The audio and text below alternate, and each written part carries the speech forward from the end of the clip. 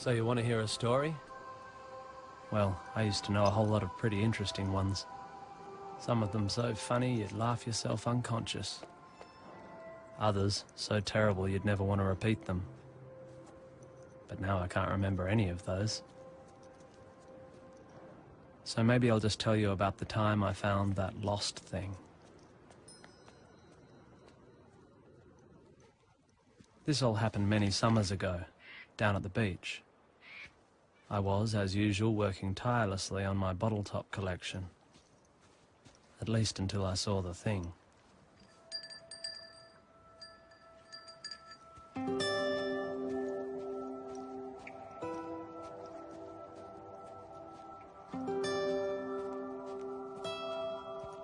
It sure wasn't doing much. It just sat there, with a really weird look about it. You know, a sad, lost sort of look. Nobody else seemed to notice it was there. They were all too busy doing other stuff, I guess.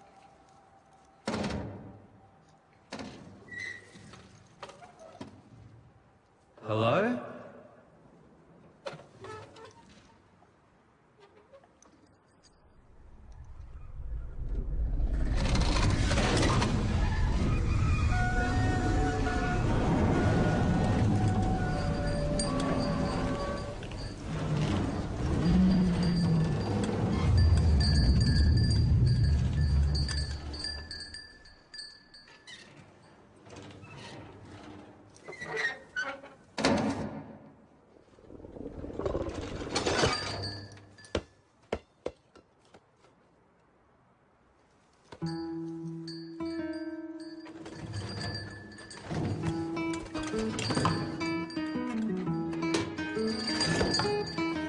Turned out to be really friendly, and I played with the thing for most of the afternoon.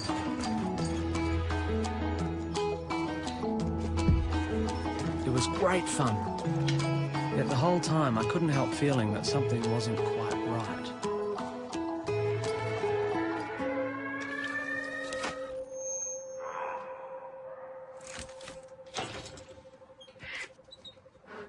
As the hours slouched by, it seemed less and less likely that anyone was coming to take the thing home.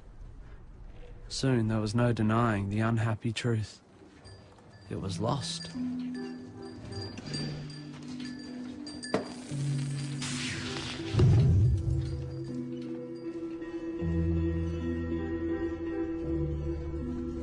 I asked a few people if they knew anything about it.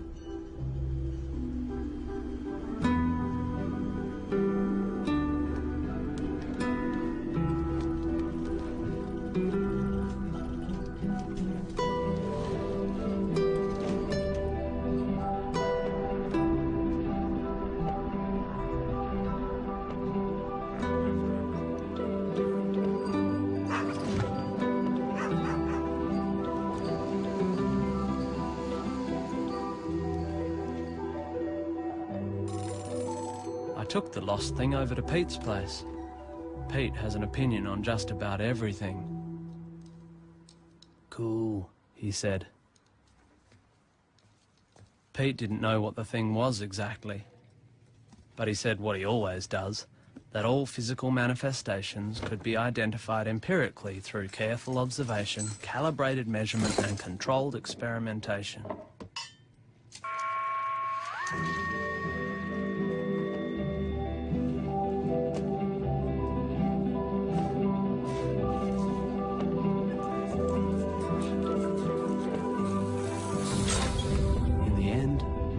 Shrugged. He didn't think the lost thing came from anywhere and didn't belong anywhere either. Some things are like that, he said. They're just plain lost.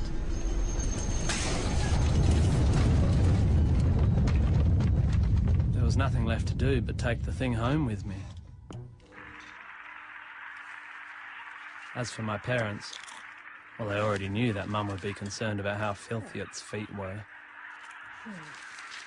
And that Dad would be worried about all sorts of strange diseases. And they both just wanted me to take it back to where I found it. But it's lost, I said.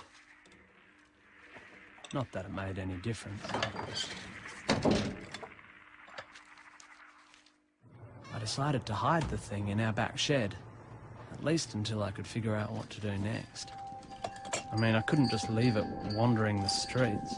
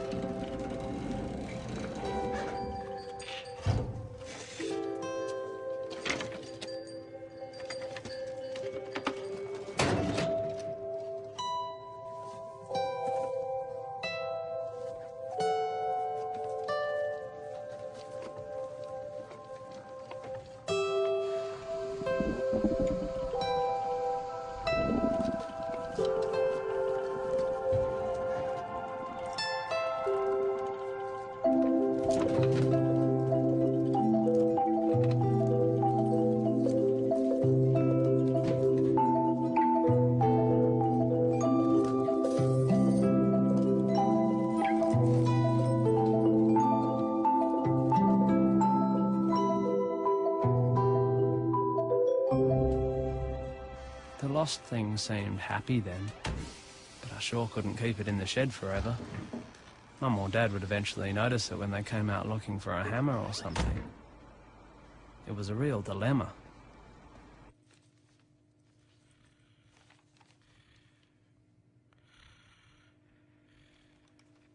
Are you finding that the order of day-to-day life is unexpectedly disrupted?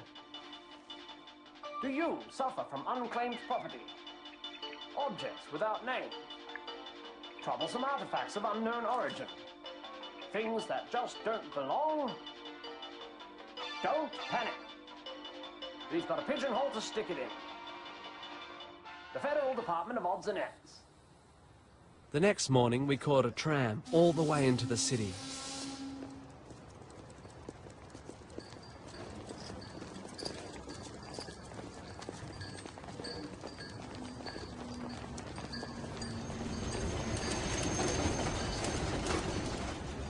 We arrived at a tall, grey building with no windows.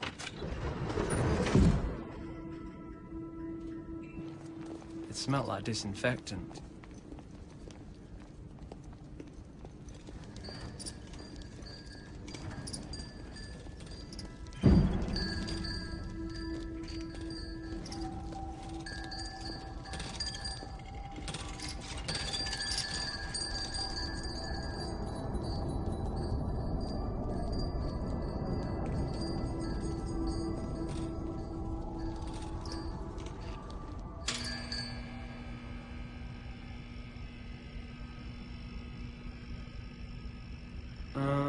I have a lost thing, I called to the receptionist.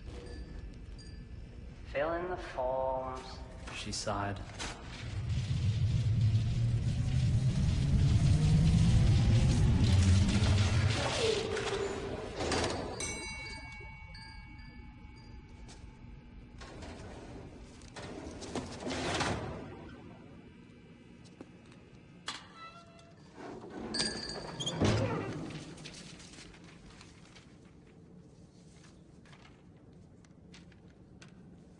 I was looking around for a desk when I suddenly felt something touch my elbow. And then there was a tiny voice. If you really care about that thing, you shouldn't leave it here. This is a place for forgetting, leaving behind. Here, take this. Cheers, I said.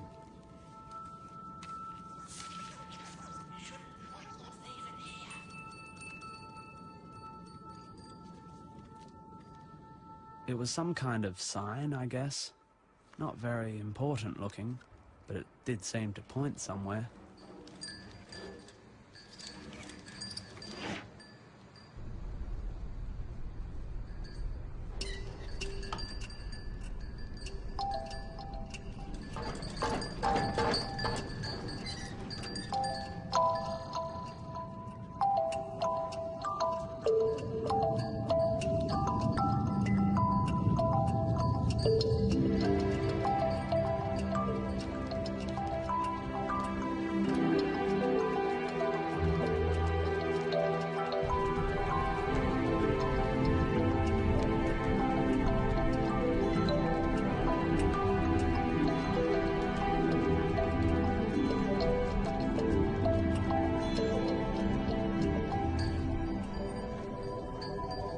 Eventually, we found what seemed to be the right place, in a dark little gap off some anonymous little street. The kind of place you'd never know existed unless you were actually looking for it.